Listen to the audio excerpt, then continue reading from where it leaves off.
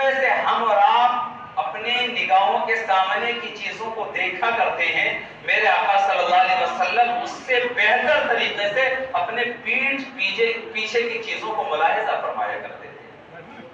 محترم حاضرین و سامعین، صرف آگے اور پیچھے کی بات نہیں ہے، اللہ کے ولیوں کی کرامتوں کو آپ نے سنا ہوگا کہ اللہ کے ولی ایک شہر میں ہوں تو دوسرے شہر والوں کو دیکھ لیا کرتے ہیں۔ تو وہ اولیاء کرام جس آقا کے غلام ہیں، ان کی نگاہ کا کیا عالم ہوگا۔ اسی لیے تو محترم حاضرین و سامعین، محدثین کرام نے اپنی کتابوں میں درج فرمایا کہ اپنی شب و روز میں جو کام کرتے ہو نا، ان کاموں کو کرنے کے وقت اپنے ذہن و دماغ میں اگر یہ بساتے ہو کہ اللہ تبارک و تعالیٰ دیکھ رہا ہے، تو مدینے والے آقا کو بھی یاد کر لیا کرنا کہ میرے اعمال جمعرات کو رب کے محبوب کی بارگاہ میں پیش کیا جاتا ہے، اپنی امتیوں کی نیکی کو دیکھ کر میرے آقا خوش ہوتے ہیں اور گناہوں کو دیکھ کر ناراض ہوتے ہیں۔ تو اپنے آقا کو بھی یاد کر لینا کہ اگرچہ وہ مدینے میں تشریف فرما ہے، لیکن میری صبح و شام سے اور میرے ظاہر و باطن سے اور میرے تمام ظاہری اور باطنی کاموں سے وہ آقا باخبر ہیں، انہیں بھی یاد کر لیا کرنا۔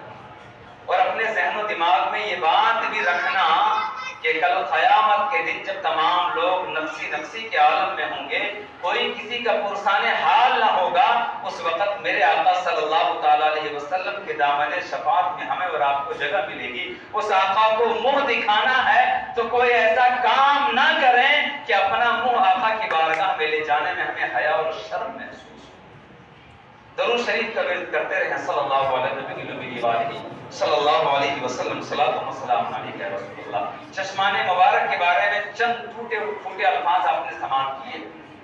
ہم اور آپ تھوکتے ہیں تو ہمارے اور آپ کے تھوک سے ہر کوئی گھن کرتا ہے نہیں کرتا ہے۔ آج لوگ آقا کریم علیہ الصلوۃ والتسلیم کے ادب و تعظیم کے سلسلے میں بہت ساری سندیں اور دلیلیں مانگتے ہیں۔ آئیے میں آپ کو بتاؤں کہ آقا کریم علیہ الصلوۃ والتسلیم کے تھوکے مبارک کے کیا معجزات ہیں۔ آقا کریم علیہ الصلوۃ والتسلیم کے مبارک تھوک کا یہ عالم ہے کہ اگر کسی کنویں میں آپ اپنے مبارک تھوک کو ڈال دیتے ہیں اور اس کنویں کا پانی کھارا ہوتا ہے تو ہمیشہ ہمیشہ کے لیے آپ کے مبارک تھوک کی برکت سے وہ پانی ہمیشہ ہمیشہ کے لیے میٹھا ہو جایا کرتا ہے۔ ایک خاتون جس کو گالی گلوچ کی عادت تھی، بد زبان تھی، اچھی باتیں کرنا اس کے لیے ناممکن کے درجے میں تھا، میرے آقا صلی اللہ علیہ وسلم جب اپنا مبارک تھوک اس کے منہ میں ڈالتے ہیں، روایتوں میں آیا ہے کہ جس دن سے میرے آقا صلی اللہ علیہ وسلم نے اپنے مبارک تھوک کو اس کے منہ میں ڈالا، اس کے بعد سے کبھی بھی اس عورت نے بدزبانی نہیں کی ہے، کبھی بھی اس عورت نے گالی گلوچ نہیں کیا ہے۔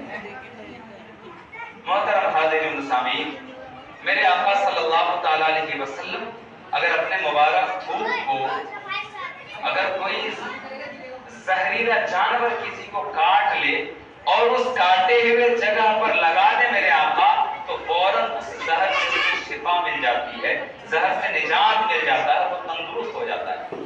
حضرت سیدنا ابوبکر صدیق کا بھی واقعہ ہے، اس واقعے کی طرف میں نہیں جانا چاہتا کہ جب آپ غار میں تھے، صاحب نے آپ کو کاٹا، اس وقت بھی میرے آقا صلی اللہ علیہ وسلم نے اپنی مبارک تھوک کا استعمال فرمایا۔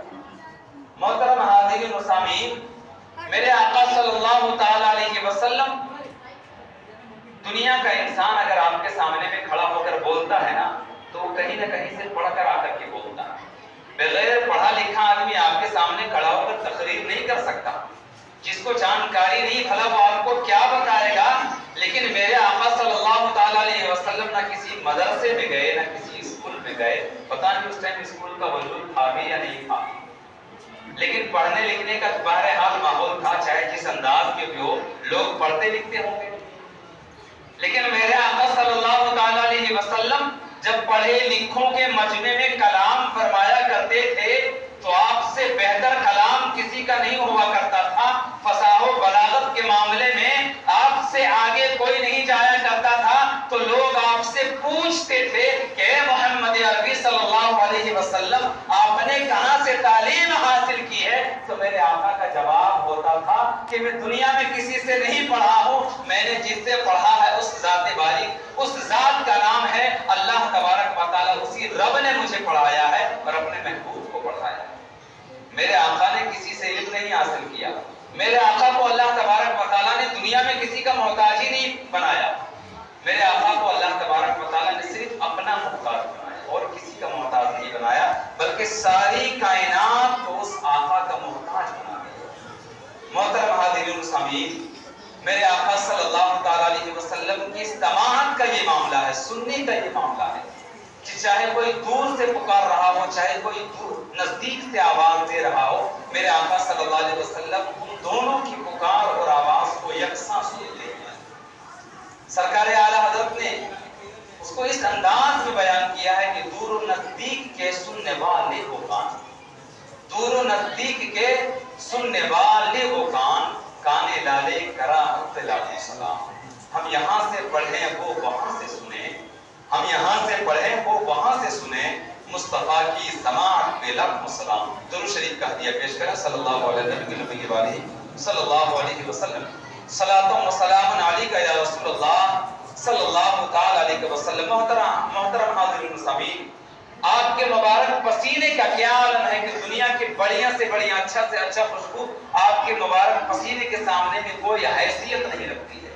آپ نے بارہا پسینے کے تعلق سے سنا، آئیے آپ کو میں اور آگے تک لے کے چلوں۔ ہم استنجا پیشاب پاخانہ کرتے ہیں تو اس سے بدبو آتی ہے، آتی نہیں آتی، لیکن میرے آقا صلی اللہ تعالی علیہ وسلم جب رفع حاجت فرمایا کرتے تھے تو اس سے بدبو نہیں آیا کرتی تھی، کستوری سے بھی بہتر خوشبو آیا کرتی تھی۔ میرے آقا صلی اللہ تعالی علیہ وسلم کے مبارک خون کا یہ عالم تھا کہ ایک مرتبہ آپ نے پچنا لگوایا اور ایک صحابی کو آپ نے خون پھینکنے کے لیے دیا کہ جاؤ کہیں پہ پھینک دینا جہاں پہ کوئی نہ دیکھے۔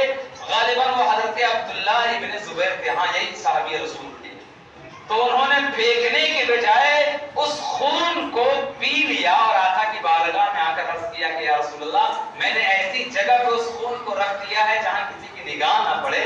میرے آقا نے پوچھا کہ اے عبداللہ، تو نے اس خون کو کہاں رکھا، کہیں پی تو نہیں گیا؟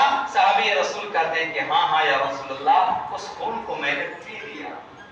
حضرت عبداللہ ابن زبیر کہتے ہیں کہ جب سے میں نے رسول اللہ کے خون کو پیا، اس سے پہلے جو محسوس کرتا تھا طاقت و قوت، ذہن و دماغ کی قوت کا معاملہ، یہ جسمانی قوت کا معاملہ، یہ روحانی قوت کا معاملہ، آقا کے مبارک خون پینے کے بعد اس میں 1000 گنا زیادہ اضافہ ہوتا ہوا نظر آیا۔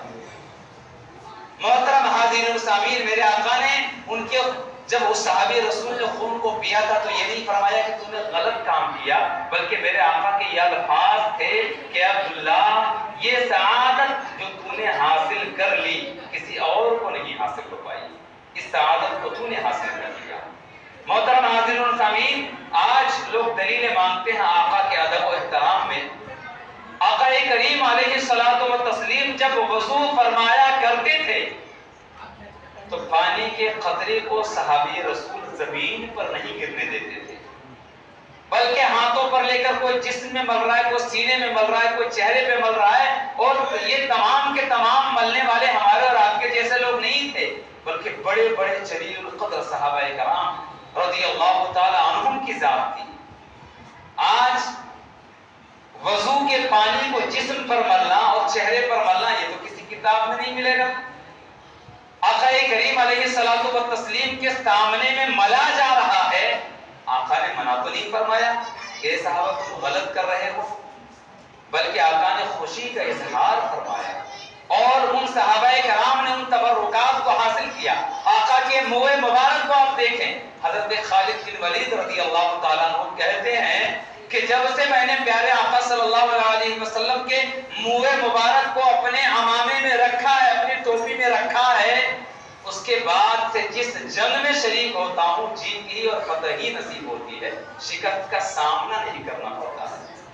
محترم حاضرین سامعین، آقا کریم علیہ الصلوۃ والتسلیم کے جسم پاک کا ایک ایک حصہ، ایک ایک عضو بے مثل و بے مثال ہے. جس طریقے سے میرے آقا کی کوئی مثال نہیں ہے اسی طریقے سے آقا کے اعضائے مبارکہ کو کوئی مثال نہیں ہے.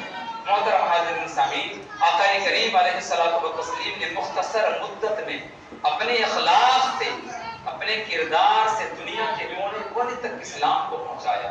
ایک آخری واقعے کو میں آپ کے گوش گزار کروں، اس کے بعد اپنی گفتگو کو سمیٹ دوں گا.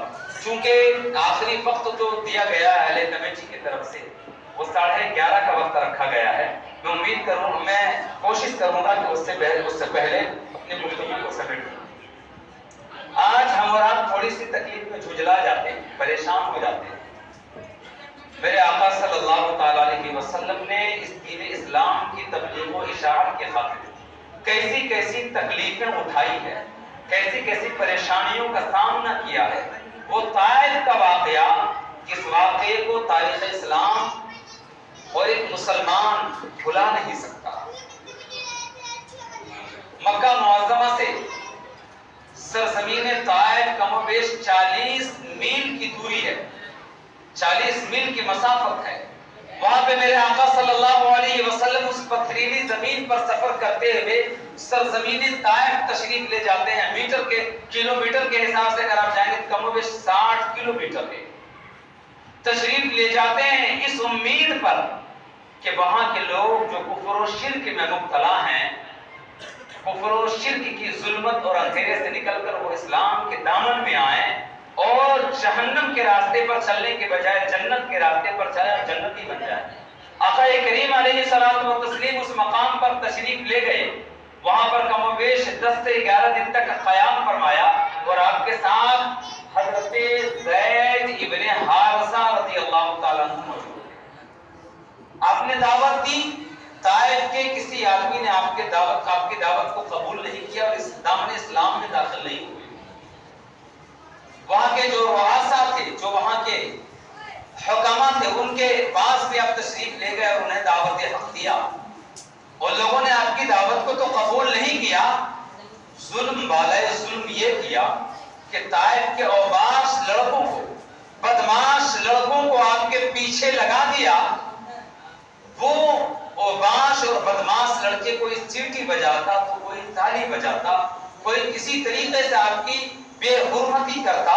جب آپ وہاں سے چلتے چلتے آگے تشریف لائے اور ایک گلی سے گزر رہے ہیں آپ، تو طائف کے لوگ دونوں طرف سے کھڑے ہیں، آپ بیچ میں گزر رہے ہیں، دونوں طرف سے طائف کے وہ اوباش لڑکے اور دوسرے لوگ بھی کھڑے ہیں اور سب لوگ اپنے ہاتھوں میں کنکر اور پتھر لیے کھڑے ہیں.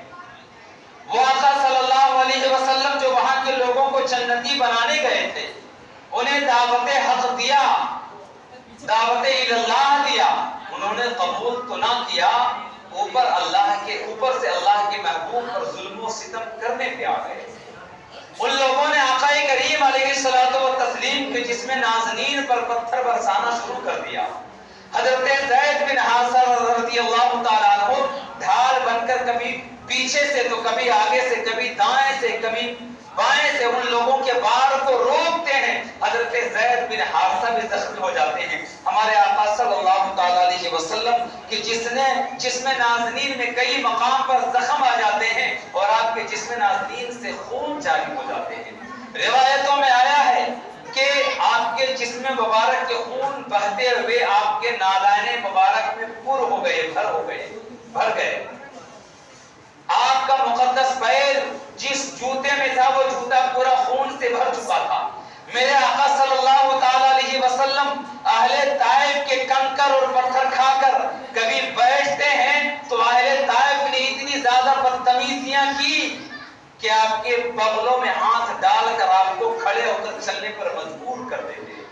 میرے آقا صلی اللہ تعالی علیہ وسلم آگے چلنا چاہتے ہیں تو پھر پتھر کی بارش ہونا شروع ہو جاتی ہے. میرے آقا صلی اللہ علیہ وسلم کے صحابی حضرت زید بن حارثہ آپ کا بچاؤ کرتے ہوئے جب طائف کی گلیوں سے نکلتے ہیں تو ایک مقام پر انگور کے باغ کے پاس تھوڑی سی آرام کرتے ہیں اور وہاں سے پانی منگانے کے بعد جو خون کے دھبے آپ کے جسم نازنین پر آ گئے تھے اسے صاف کیا جاتا ہے. محترم حاضرین و سامعین، جب اس انگور کے باغ میں آپ پہنچے، میرے آقا صلی اللہ علیہ وسلم تو مکے کے کسی آدمی کا وہ باغ تھا عتبہ اور شیبہ نام کا. انہوں نے دیکھا کہ میرے علاقے سے آئے ہوئے اس بابرکت انسان پہ اتنا زیادہ ظلم و ستم ہوا تو انہیں تھوڑی تو حیا آئی لیکن بہت زیادہ حیا نہیں آئی. انہوں نے اپنے خادم کو حضور کی بارگاہ میں انگور کا گچھل لے کر بھیج دیا. آقا کریم علیہ الصلوۃ والتسلیم نے اس انگور کو تناول فرمانا چاہا تو بسم اللہ الرحمن الرحیم پڑھا تو اس شخص نے جو عتبہ اور شیبہ کا خادم تھا کہا کہ یہاں کے لوگ رحمان اور رحیم نہیں کہتے ہیں. تو میرے آقا نے پوچھا کہ یہاں کے لوگ کیا کہتے ہیں اور تم کہاں سے تعلق رکھتے ہو؟ تو اس شخص نے کہا تھا کہ میں نینوا کا رہنے والا ہوں. تو میرے آقا نے کہا تھا کہ میرے بھائی یونس علیہ السلام جہاں کے تھے. تو وہ شخص کہتا ہے کہ آپ کون ہیں؟ تو کہتا ہے میں اللہ کا نبی ہوں اور میرے اور ان کے درمیان نبوت کا رشتہ ہے. تو وہ بندہ پہلا بندہ تھا سرزمین طائف پر جنہوں نے آپ کے قدموں پر اپنے سر کو رکھا اور کلمہ پڑھ کر دامن اسلام میں داخل ہوا. آقا کے زخم پر گویا کہ ایک مرہم رکھنے کی مانند ایک بندہ اسلام میں داخل ہوا اور اس کے آگے کے مقام میں کچھ جنات کی جماعت آپ صلی اللہ علیہ وسلم کے دستے مقدس پر اسلام قبول کرتا ہے، ایمان میں داخل ہوتا ہے. میرے آقا صلی اللہ علیہ وسلم پر اتنا زیادہ ظلم و ستم ہوا، اہل طائف نے کنکر اور پتھر برسائے کہ فرشتوں سے دیکھا نہیں گیا.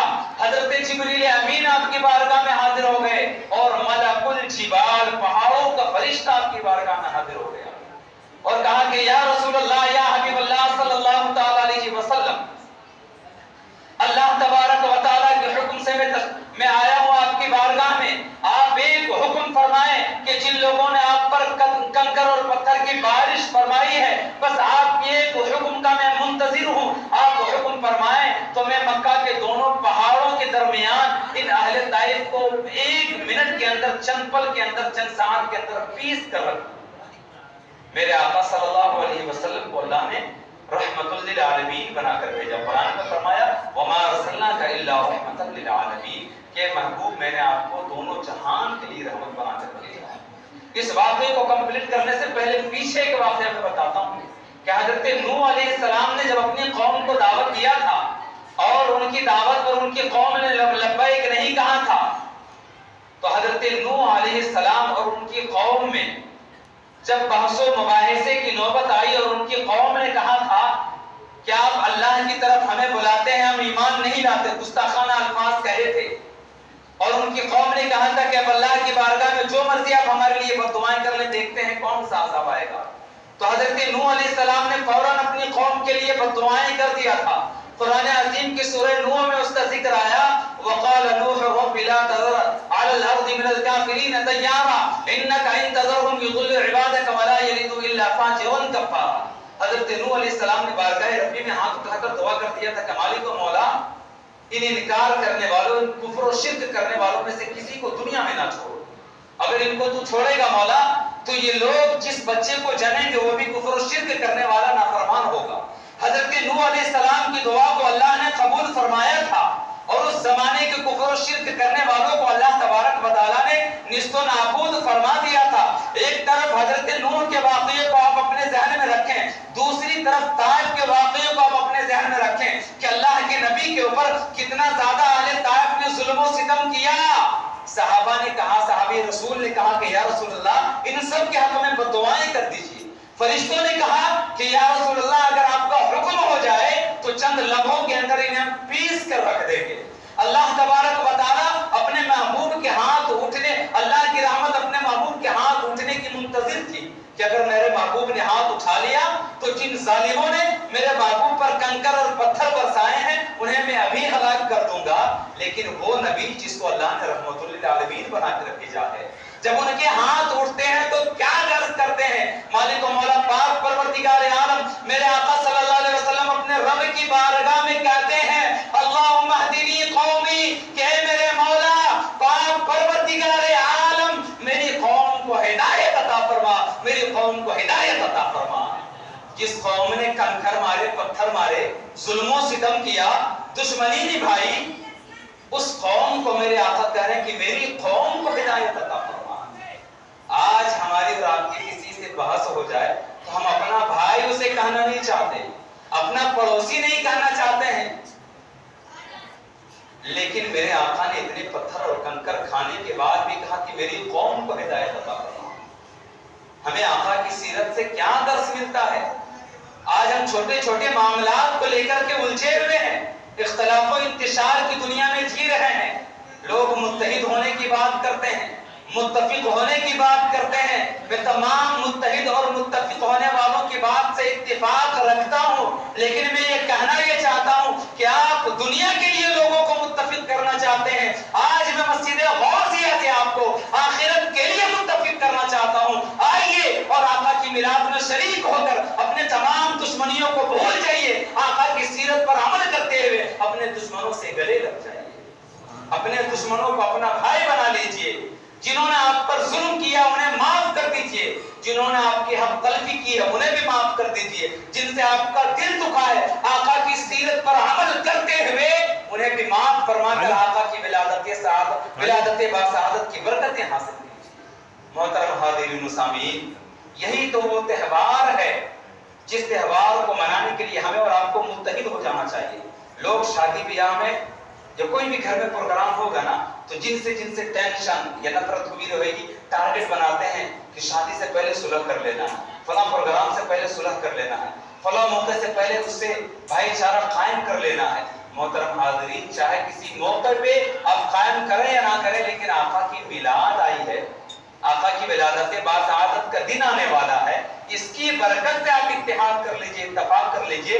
اگر آپ نے آج کے دن اتحاد کیا تو مجھے امید کامل ہے کہ وہ اتحاد مرتے دم تک اتحاد کی صورت میں قائم رہے گا، کبھی اختلاف میں نہیں بدلے گا، چونکہ آج کے دن اتحاد کرنا کسی دنیا کے غرض اور مقصد کے لیے نہیں ہوگا بلکہ اپنی آخرت کے لیے ہوگا، اور جو کام آخرت کے لیے کیا جائے گا انشاءاللہ العزیز اس میں پائیداری ہی آئے گی۔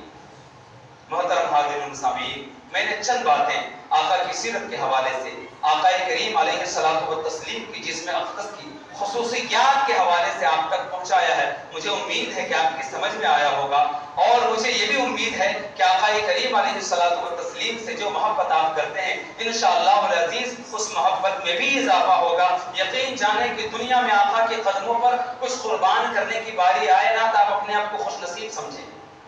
بہت سے لوگ سوچتے ہیں کہ ہم تو میلاد میں نہیں گئے، ہم تو جلوس میں نہیں گئے، ہم تو آقا کی میلاد میں شریک نہیں ہو پائے، آقا کی محفل میں شریک نہیں ہو پائے۔ آخری بات میں بتا رہا ہوں، آپ یہ نہ سمجھیں کہ آپ نہیں شریک ہوئے، بلکہ آپ کتنے کم نصیب ہیں کہ اللہ اور اس کے رسول نے چاہا ہی نہیں کہ آپ جلوس میں یا محفل میں شریک ہو جائے۔ آپ کی مرضی سے نہیں چلتا کائنات کا نظام، رب کی مرضی سے چلتا ہے۔ آپ اس خوش فہمی میں ہیں کہ آپ نہیں شریک ہوئے، ارے آپ کو شریک ہونے نہیں دیا گیا۔ آپ نیک عمل کیجئے، توبہ کیجئے، کون سا گناہ کیا ہے آپ نے کہ اتنی بابرکت محفل میں بھی آپ کو اللہ نے نہیں چاہا کہ وہ بندہ شریک ہو۔ آپ توبہ کیجئے اللہ کی بارگاہ میں، اللہ رب العزت کی بارگاہ میں دعا کرتا ہوں مولا کہ یہ جو محفل پاک منائی گئی اس میں جتنے دور دراز اور قرب و جوار کے لوگ تشریف لائیں، اراکین اور ہمارے بچے جتنے لوگ بھی تشریف لائیں مولا سب کی حاضری کو قبول فرما، آقا کی ولادت باسعادت کی برکتیں عطا فرما۔ کل جلوس نکلے گا، اس جلوس میں بھی آپ ادب و احترام کو قائم رکھیں، ادب و احترام کے ساتھ نکلیں تاکہ دیکھنے والے لوگ کہہ سکیں کہ یہ کوئی بدماش لوگ اور خرافاتی لوگ نہیں جا رہے ہیں بلکہ آقا کا غلام جا رہا ہے جو دنیا کے کونے کونے تک امن اور سکون کو پہنچانا چاہتا ہے، بھائی چارہ کو پہنچانا چاہتا ہے۔ ہمارے افعال اور کردار سے لوگوں کو میسج ملے، بول کر نہیں، ہمارے کارنامے سے میسج ملے اور اچھا میسج جائے۔ کل انشاءاللہ العزیز 8:30 سے 9 کے بیچ میں جلوس محمدی صلی اللہ علیہ وسلم اس مسجد غوثیہ سے نکل کر یہاں کے اراکین اور خادمین جن جن راستوں سے کہیں گے وہاں سے ہوتے ہوئے انشاءاللہ العزیز یہیں پہ اختتام پذیر کیا جائے گا۔ اللہ تعالیٰ ہمیں پوری زندگی آقا کی ولادت باسعادت منانے کی توفیق عطا فرمائے، آقا کی ولادت باسعادت کی برکت سے ہمارے ایمان اور عقیدے کی حفاظت فرمائے، اور اس دنیا سے ایمان پر خاتمہ اور کل قیامت کے دن آقا کی قربت و شفاعت نصیب فرمائے۔ آئیے ہم اور آپ مل کر پورا مجمع توبہ استغفار کرتے ہیں اور پڑھتے ہیں استغفر اللہ ربی من کل ذنب ما اتوب الیہ، اور کلمہ طیبہ کا ورد کرتے ہیں حق لا الہ الا اللہ محمد رسول اللہ صلی اللہ تعالی علیہ وسلم۔ کھڑے ہو کر درود